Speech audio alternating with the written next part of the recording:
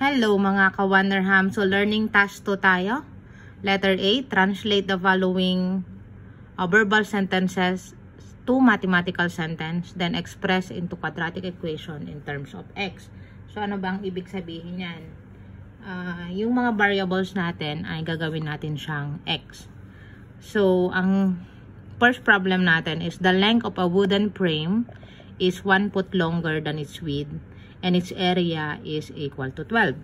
So, gagawin natin, gagamit daw tayo ng variable na x. So, first, let x is equal to width muna. So, width. Tapos, sabi dito, yung problem daw, ang sabi, yung length niya ng wooden frame ay mas malaki siya kesa sa width niya. So, ano ibig sabihin nun? So, x plus, gano siya kalaki? 1 foot. So, 1 is equal to length. And then, ano daw yung area natin? So, given din yung area. So, 12 feet is the area. Now, doon sa mga lower years natin, ano ba yung formula ng area?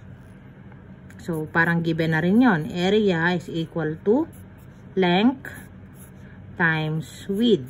So, paano ba yon? So, ganito yon. Ito yung length natin, which is x plus 1. And then, yung width natin is equal to x. So, pag pinag-multiply mo yan, length times width is equal to 12. 12 feet daw. So, ngayon, ang gagawin natin, ito turn natin siya sa quadratic equation. So, ano ba yung quadratic equation natin? So, length times width is equal to 12. So, ano ba yung length natin? X plus 1. Ano ba yung width natin? X equal to 12. So, ngayon, paano natin siya gagawing quadratic equation? So, gagamitin natin yung distributive property of multiplication. So, distributive property of multiplication. Ewan ko kung anong description yan sa inyo. Pero, i-multiply mo lang to. Ito, x times x is equal to x squared. 1 times x is equal to x, then is equal to 12. Ngayon, gagawin natin siyang standard quadratic equation.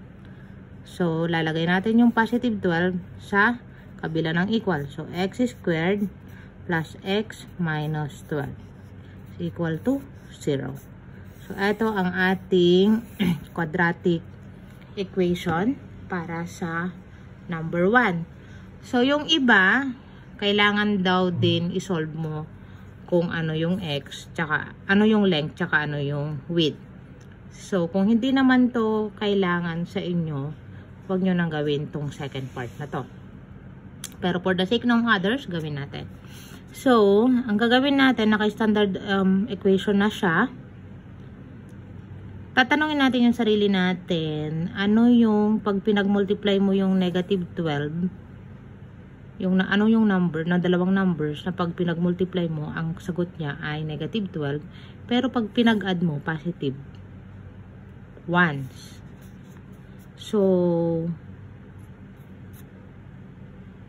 negative 3. Pag pinag-multiply mo ba to, 4 times negative 3 is equal to negative 12? Yes. 4 plus negative 3 is equal to positive 1. So, yan yung ating factor. So, x plus 4 tsaka x minus 3 equal to 0. So, x plus 4 is equal to 0. Then, x is equal to negative 4. X of 1 natin. Yung x of 2, x minus 3 is equal to 0.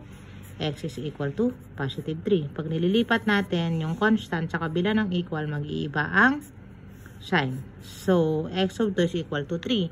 Since length or gaano kahaba or gaano kataba, hindi pwedeng magiging negative yung value. So, dapat ito yung gagamitin natin. So, tatry nga natin. Kung ang x natin ay 3, so ibig sabihin, ang length natin ay 3 plus 1. So, pag 3 plus 1, 4. 4 times 3 equals 12. So, tama ang ating formula at sagot. So, number 2 na tayo. So, number 2, the length of the floor is 8 longer than its width and there is 20 square meters. So, ibig sabihin, pag 20 square meters na nakalagay dyan, yan na po yung area. SQM or meter square. So, same lang yan. So, ano ang ating given dito? So, let x is equal to width ulit. And then, ano yung length natin? Is 8 meter. Longer. So, ano ba pag longer? Mas mahaba. So, x plus 8 is equal to length. So, same procedure. So, area is equal to length times width. So, is equal to 20 na dito. Wag natin gawin yan. Para, kamalito kayo. Pag ilalagay ko yung kabila dito. So, length times width is equal to area. So, length, ano ba yung length natin? 8x plus 8 times, ano yung width natin? X. Equal to area natin, 20. Tama? Yan. So, distributive ulit. So, x times x square. 8 times x plus 8x is equal to 20. So, wag nating biglain. Dapat step by step para hindi tayo malito. So, x square plus 8x minus 20. Lilipat natin yung 20 kasi sa kabila ng equal, naging negative. Equal 0.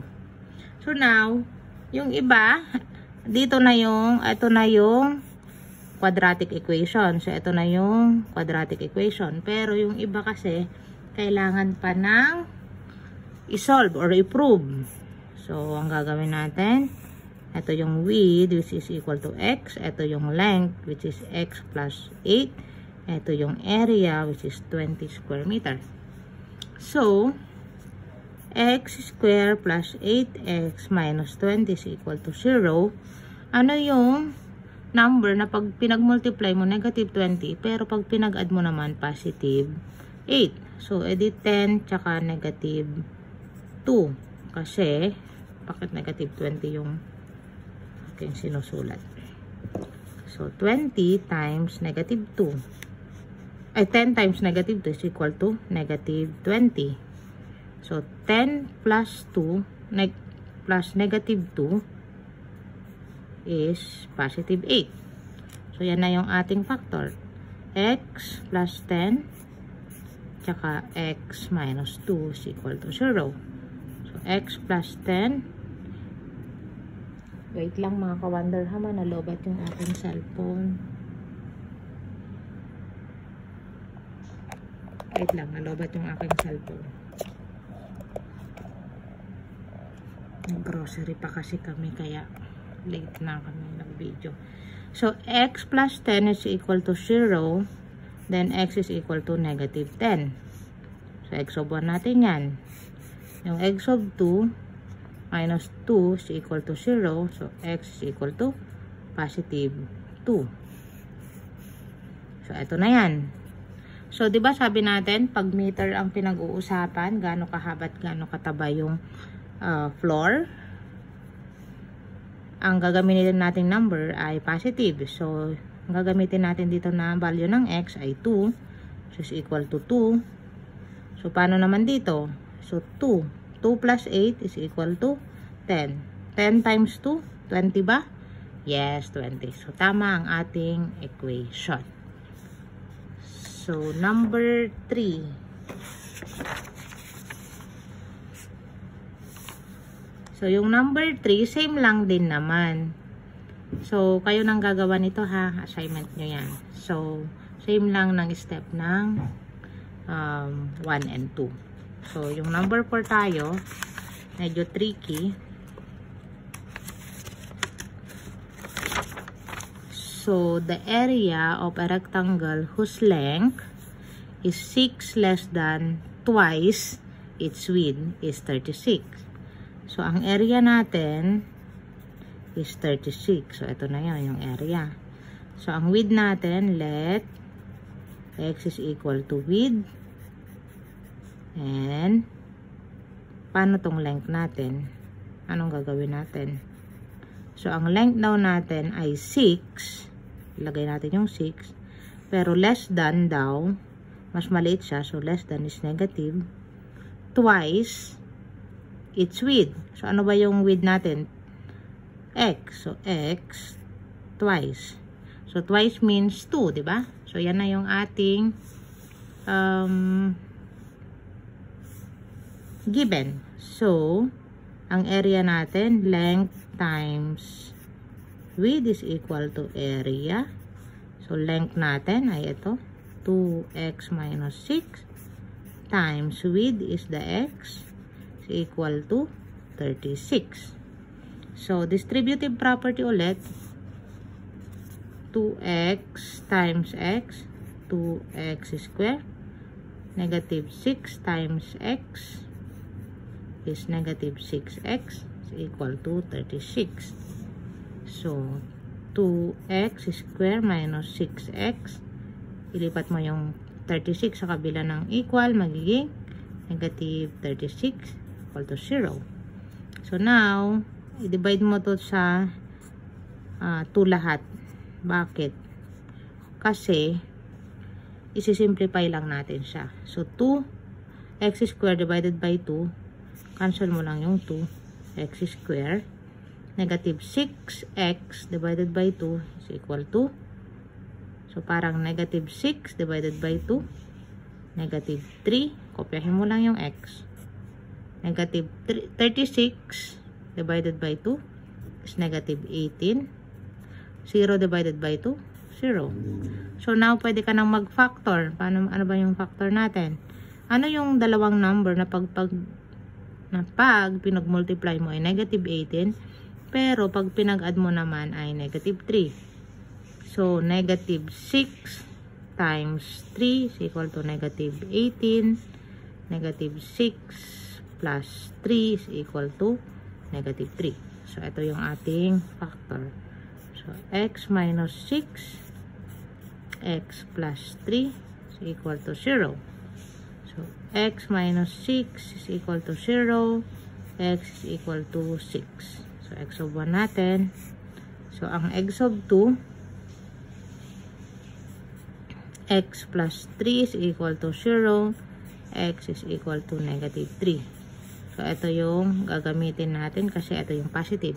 By the way, yung mga quadratic equation lang yung kailangan na module, ito lang. So, ang sagot nyo na dyan is x squared minus 3x minus 18 is equal to 0. So, yan na ang ating final sagot doon sa mga quadratic equation lang. So, ito yung quadratic equation. Pero yung mga kailangan pang i-prove, kailangan nyo pang gawin tong binibideo ko. So, sabi natin kanina, yung width natin is x, but yung length natin, so ito yung width, ito yung length. Ano ang length natin? 2x minus 6. Ang magiging area natin ay 36. So, anong gagamitin natin? Yung positive na value. So, what if yung x is 6? So, yung length natin, i-multiply natin sa 6 dyan. So, 2 times 6 is 12 minus 6 is equal to 6. So, kung titignan mo, 6 times 6 is 36. Actually, square lang to, hindi siya rectangular. So, dapat sinabi na lang doon, the area of a certain plot.